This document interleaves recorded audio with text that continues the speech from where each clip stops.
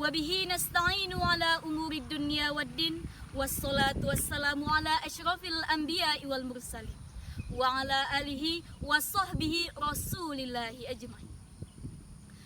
A'udzu billahi minasy syaithanir rajim. Bismillahirrahmanirrahim. Fadhkuruni adzkurkum washkuruli wala takfurun. Sadaqallahul azim wa sadaqa rasulahun nabiyul karim.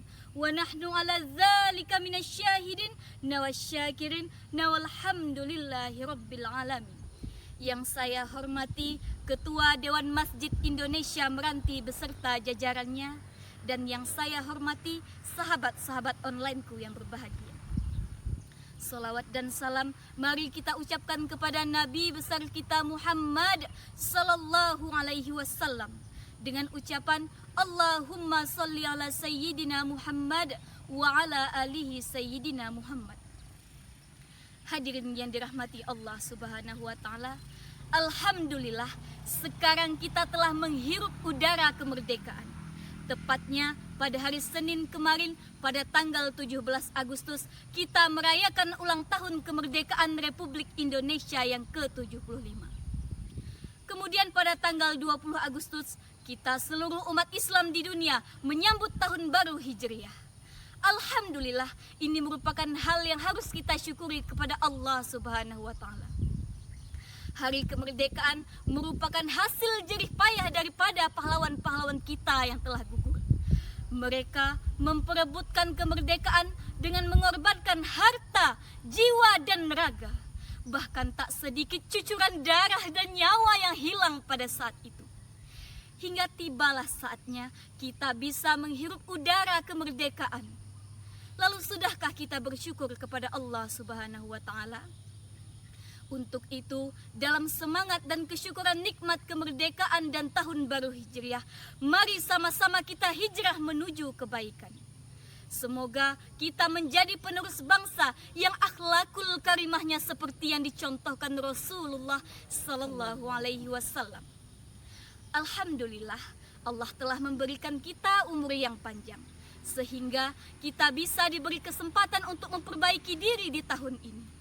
Lalu, jika kita di tahun ini masih saja dalam keadaan yang buruk, lalu harus berapa tahun lagi Allah memberikan kita kesempatan untuk kita memperbaiki diri? Untuk itu, mari sama-sama kita hijrah menuju jalan yang baik. Yang dulunya kita pernah bermaksiat, tinggalkan. Yang dulunya kita cinta dunia, sekarang mari kita belajar mencintai akhirat. Yang dulunya kita munafik, sekarang mari kita kembali ke sidik ke jalan kebaikan.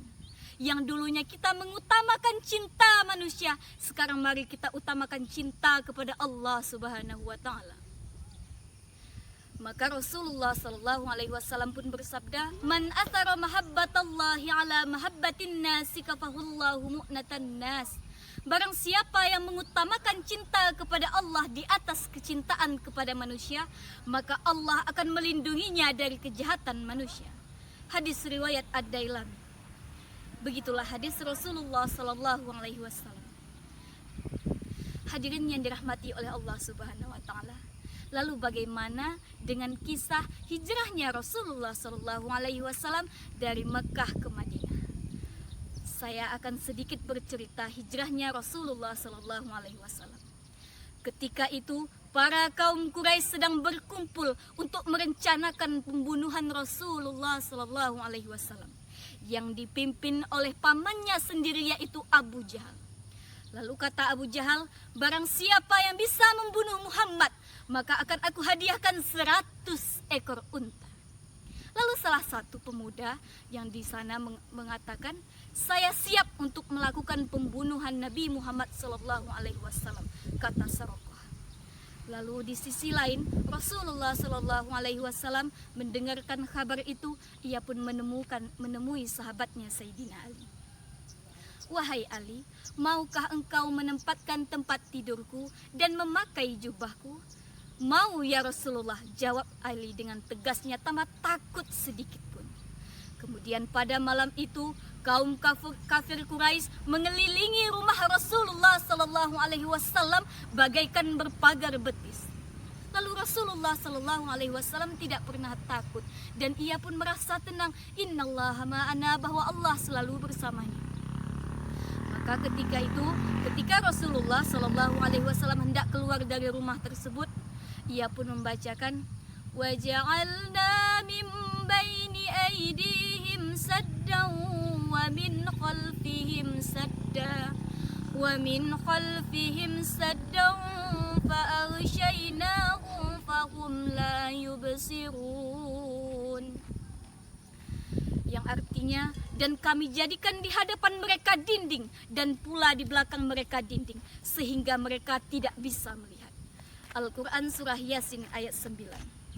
Hadirin yang dirahmati Allah Subhanahu wa Ta'ala, kemudian Rasulullah Sallallahu Alaihi Wasallam melanjutkan perjalanannya ke rumah sahabatnya, yaitu Sayyidina Abu Bakar As-Siddiq. Kemudian ia pun melanjut perjalanannya dan bersembunyi di dalam sebuah gua yang bernama Gua Sur. Lalu bagaimana dengan keadaan para orang-orang kafir tersebut? Orang kafir pun terbangun dari tidurnya dan ia pun pergi terus mengejar Rasulullah Sallallahu Alaihi Wasallam. Lalu sampailah mereka ke gua tersebut. Mungkin disinilah Muhammad berada. Lalu salah satu mereka pun mengatakan, tidak mungkin Muhammad berada di dalam gua ini, sedangkan sarang labah-labah masih utuh dan tidak rusak sedikit pun. Dan sedangkan pula sarang burung yang sedang bertelur pun tidak terbang. Mendengar perkataan itu, mereka pun pergi meninggalkan gua tersebut. Lalu bagaimana dengan keadaan Rasulullah SAW di dalam gua tersebut? Rasulullah SAW sedang tertidur di atas pangkuan sahabatnya Sayyidina Abu Bakar. Kemudian datanglah seekor ular yang mencatuk Abu Bakar As-Siddiq sehingga ia menahan sakit hingga air matanya keluar dan terjatuh di wajah Rasulullah SAW hingga ia pun terbangun. Wahai Abu Bakar, mengapa engkau menangis? Aku takut, wahai Rasulullah. Lalu Rasulullah SAW pun membaca, La taqaf wa tahzan, innallaha ma'ana. Jangan takut, jangan gentar, sesungguhnya Allah bersama kita. Lalu setelah itu Rasulullah bersama sahabatnya pergi keluar dari Gua Sur tersebut dan mengambil jalan pintas. Tiba-tiba ketika di tengah perjalanan datanglah Surakoh yang terus mengejar Rasulullah Sallallahu Alaihi Wasallam. Berkat pertolongan Allah Subhanahu Wa Taala, tanah itu pun terbuka hingga Surakoh jatuh dari kudanya. Lalu Rasulullah Sallallahu Alaihi Wasallam bukannya pergi dan lari, tetapi ia pergi mendekati Surakoh. Lalu Surakoh yang tidak mengeluh ini mengacungkan pedangnya di leher Rasulullah Sallallahu Alaihi Wasallam. Wahai Muhammad, siapa yang bisa membantumu? Allah. Lalu terjatuhlah pedang ini. Kemudian Rasulullah Sallallahu Alaihi Wasallam pun mengacung pedangnya ke leher Surakoh. Wahai Surakoh, siapa yang bisa membantumu? Surakoh pun terdiam dan menyerahkan diri. Lalu Rasulullah Sallallahu Alaihi Wasallam yang baik hati ini mengatakan, wahai Surakoh, bangun, wahai Surakoh, bangun. Surakoh yang melihat kebaikan Rasulullah Sallallahu Alaihi Wasallam, ia pun mengucapkan 2 kalimat syahadat dan beriman. Lalu kemudian ia pun ikut hijrah bersama Rasulullah Sallallahu Alaihi Wasallam. Sesampainya di Madinah, para pembesar Madinah dan masyarakat Madinah antusias menyambut kedatangan Rasulullah Sallallahu Alaihi Wasallam dengan nyanyian dan kompang. Tala'al badru alaina min saniyatil wada' wajaba syukru alaina mada'al lillahi da'. Demikianlah yang dapat saya sampaikan. Semoga dengan kisah ini menambahkan syukurnya nikmat kita kepada Allah Subhanahu wa Ta'ala. Billahi taufiq wal hidayah. Wassalamualaikum warahmatullahi wabarakatuh.